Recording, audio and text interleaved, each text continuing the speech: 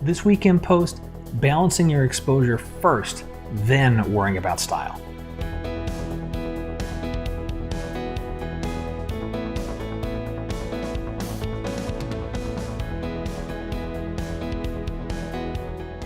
Hi everyone, I'm Scott Davenport. Welcome to In Post. Thanks for joining me today. I'm going to dive straight into today's topic, balancing exposure first and then doing your artistic styling. Just in case this is your first video, what my normal workflow tends to be is I'll do the very basics in Lightroom, getting my exposure set right, and then I'll look to other programs for a certain style or a certain look. ON1 Photo, Macphun Luminar, whatever it might be, for the kind of the look that I'm going for. And when I was working on this photo from Kyoto, Japan, it really made me want to sit down and kind of hammer home this point here. So I want to show you the base photo. This is one that I showed you some footage from in the field of taking this shot. And this is all the work that I've done, all these basic sliders here, right? Well, okay, lens corrections, yeah, those are always on. But this is it, right? So if I were to hit the backslash key, we'll see a little bit of bowing from the lens corrections. But this is a more contrasty version of the scene, right? Straight out of the camera, it's the wood grains are darker and the sky's a little bit brighter and so forth. And so, Scott, well, what would you do here? Why'd you flatten things out? Well, things got a little bit less contrasty. You can see I pulled in some of the shadows got raised up, so this is a little bit flatter. Made sure I had good points at the highlights and did a little bit of work here. Nothing with contrast, right? Didn't do anything with contrast. And the reason for that is for this particular scene, I knew I was going to go to another program. And so I said, all right, I'm going to just leave contrast alone, not even touch it, and just get kind of a flat basic image. But I've got good data all the way through the scene, right? And so, or the histogram, I got data all the way through here, and it roughly matches what makes sense, right? I don't see that many bright areas. There's a bit up here, little bits of these, these whites really aren't even white. So these are more, upper mid-tones. And this makes sense. And now I'll take it into another program and do some style to it. So right here, this is the tip of the week, right? Get the balancing of your exposure done before you start to throw other filters on it. And it could be stuff that you're doing in Lightroom. It could be stuff you're doing in any other piece of software. Just get that base level done. Let me take a look. I direct this over to ON1 Effects to do some particular style work on it. I'll show you some of that as well. So this is the end look that I came up with in ON1. Here's the before. This is what came through with just the basics done in Lightroom, and then here's the after product. So certainly punched up the contrast and so forth some.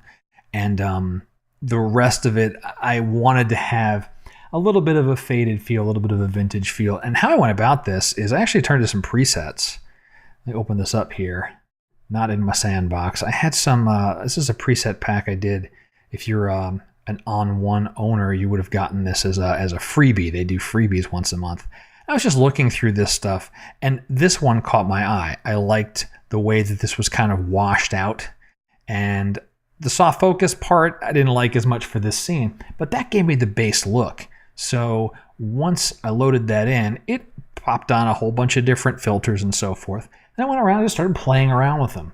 And I guess a couple of key ones that I'll show here that I really did fiddle with. Well, for one, the lens blur turned off, right? It's just gone. Matter of fact, I can just delete the filter. I don't even need it.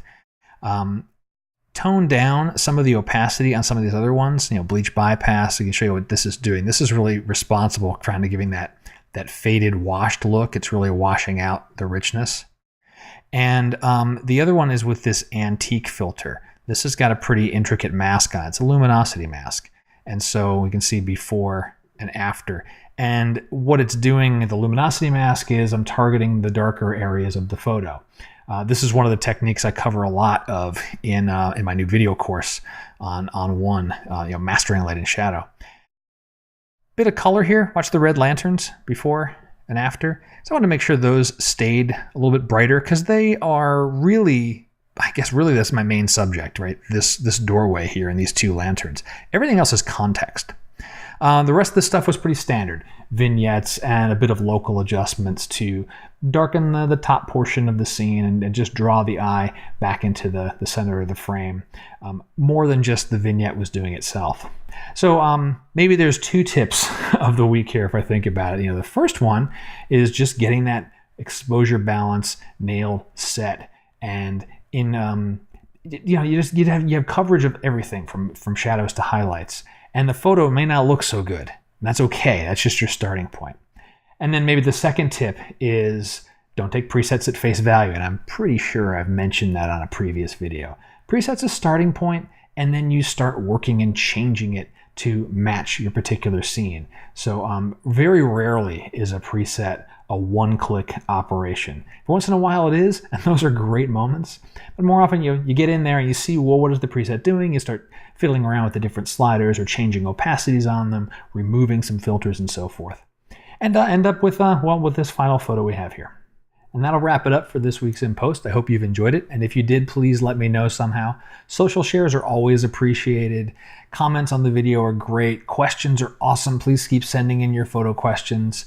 I'd like to hear what's on your mind photographically, and maybe we can help each other out. I can promise you your questions will make me think about photography. Hopefully my answer will help you out too. Well, until next time, my name's Scott Davenport. Happy shooting.